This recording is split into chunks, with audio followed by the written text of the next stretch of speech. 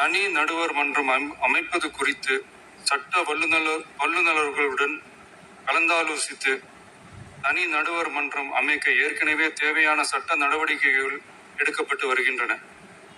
எனவே எதிர்க்கட்சி தலைவரால் அளிக்கப்பட்ட கருத்தினை 4வது பத்திக்கு அடுத்து கூடுதலாக சேர்க்கலாம். இன்று சட்டசபையில் பேசிய முதல்வர் விஜய் எதிர்க்கட்சித் தலைவர் உதயநிதிக்கு பதிலடி கொடுத்துள்ளார். தீர்மானத்திற்கு ஆதரவு கருத்து தெரிவித்து அனைத்து மாமன்ற உறுப்பினர்களுக்கும் எனது நன்றியை தெரிவித்துக் கொள்கிறேன். மாண்புமிகு எதிர்க்கட்சி தலைவர் அவர்கள் பேசும்போது அரசின் தனி தீர்மானத்தில் ஒரு கருத்தை சேர்க்க கோரியுள்ளார்.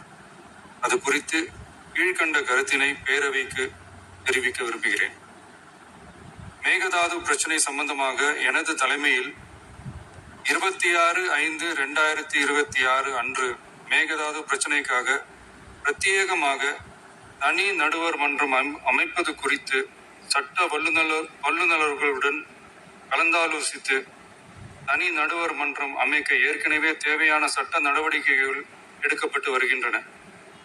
எனவே எதிர்க்கட்சி தலைவரால் அளிக்கப்பட்ட கருத்தினை 4வது பத்திக்கு அடுத்து கூடுதலாக சேர்க்கலாம் என மாண்புமிகு பேரவைத் தலைவர் அவர்களை கேட்டுக்கொள்கிறேன்.